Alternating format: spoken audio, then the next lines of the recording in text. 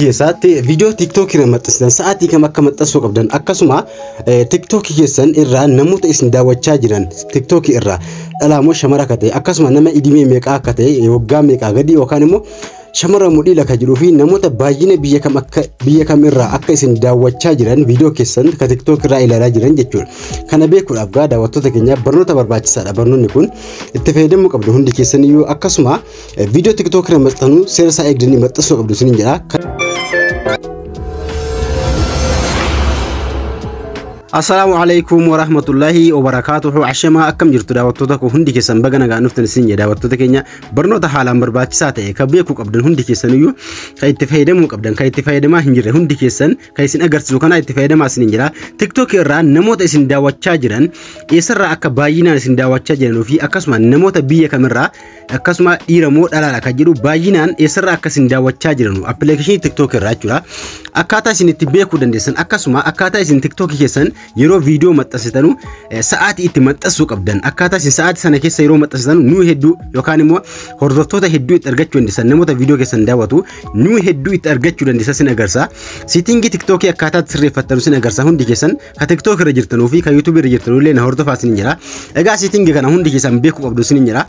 Egaa kana argachuudhaaf daawwattoota keenya warra haaraa taatan maatii koo ta'uu hin dagatinaa sin jira. Subscribe gochuu kana argachuudhaaf gaa TikTok irra eegasintanii profaayilii keessanii tokko haala kanaan eegasintanii haala kanaan gaa TikTok irra eegasintanii profaayil ka jedhu ni jira harka mirgaarra TikTok irra eegasintanii jechuudha.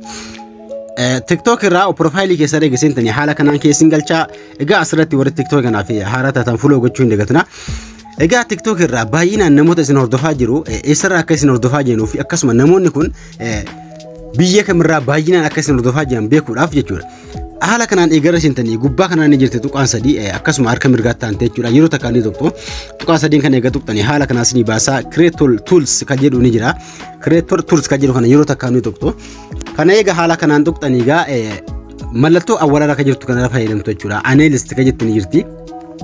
Analyst kan jettu kana yeroo takka afra tuqxus ni jira haala kanaan. Yeroo isin irra tuqxan gara fuuldaatti isin oofa. Haala kanaan gara fuuldaatti yeroo inni isin oofe namoota baay'inaan isin hordofaa jiran argachuudhaaf TikTok keessan irraa jechuudha.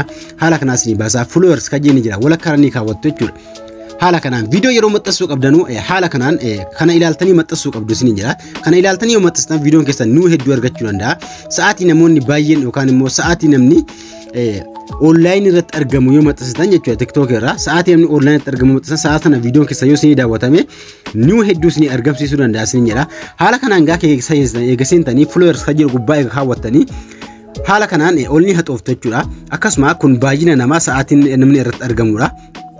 Baay'inaan jechuudha kan koo fakkeenya baay'inaan gara galgalaa keessatti argama jechuudha. Persenta haala kanaan guyyaa hojjisni baasaa horsachuun har'aa dees guyyaa har'aa jechuudha. Guyyaa kaleessaatti kan guyyaa har'aa barbaadan asirratti ni kaawwattu.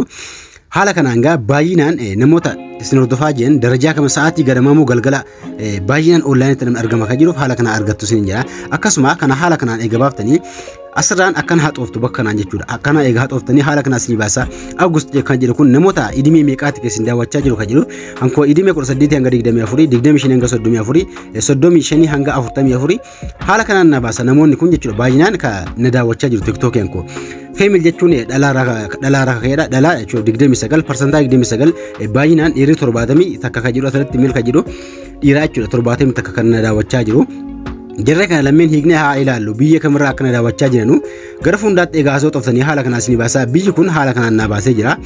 Baay'inaan kana daawwachaa jiru Itoophiyaa, Naajeeriyaa, Suudi Arabiyaa fi Unis Arabii kan jedhu kunii fi akkasuma Somaaliyaa kan jedhu kun haala kanaan jiran koo kana arfin jechuudha.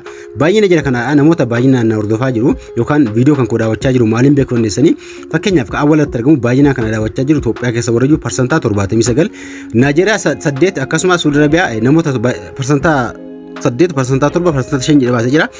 Haala kanaan beekuu dandeessan namoota baay'inaan isin daawwachaa jiran akkasuma Itoophiyaa irraa namoota kun baay'inaan isarratti kan argamudha. Addis Ababaa kan jedhu kun Addis Ababaa irratti warroota argamanii fi baay'inaan kana daawwachaa jiru jechuudha. Shaashamanii Addis Ababaa jechuun tokkuma kana warra achirratti argamantu baay'inaan na hordofaa jiru jechuudha TikTok irraa.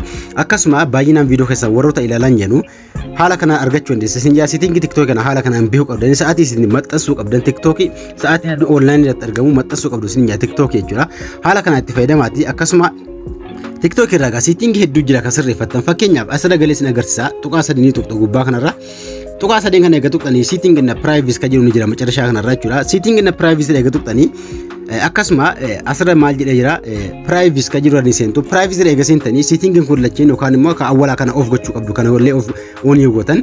Privacy TikTok keessan new hedduu akkaataatti argamsiisuu dandeenya jechuudha. Akkasuma TikTok keessan new hedduu akkasiin argamsiisuu fi awwala irraa kana qabdanii direct message jira qabdanii dude switch sticker download following list fi akkasuma like video dhaa fi kanneen kana everyone ka jiru kaawwachuu qabdu yookaan immoo onii kan koo fakkeenyaaf onii jira sadeen kuni keessan yoo ofirra yaate on irra kaawwachuu qabdu kanneen lamman everyone ka jiru kaawwachuu qabdu sin jira sticker ka jiru erga tuqxanii everyone ka jiru kaawwattu setting hedduu waa'ee barnoota TikTok hedduu TikTok yan ko jala jira video ka jiru jala seentanii ajjala ni jira ajjala haala kanaan eega seentanii video hedduu argattu ajjala video TikTok haala kanaan itti fayyadamaa sin jedha karaa TikTok irra daawwachaa jirtanullee mallattoo gurraatti kaatuudhaan YouTube ko jala galtanii warra haaraa taatan warra YouTube yan ko hin beekne jechuudha haala kanaan eega jala seentanii subscribe gochuudhaan video ka jiru gubbaa kaawwattanii video hedduu ajjala argachuu dandeessa warra haaraa taatan haala kanaan video kanatti fayyadamaa sin jedha warra haaraa taatan immoo like share gochuu hin dagatina video kan ko barnoonni ko har'aa haasitti dhaabbata irraa fayyadamaa hundi keessanuu hanga walitti deebinutti nagaan naaturaa gaafii qabattan komentii na barreessaa.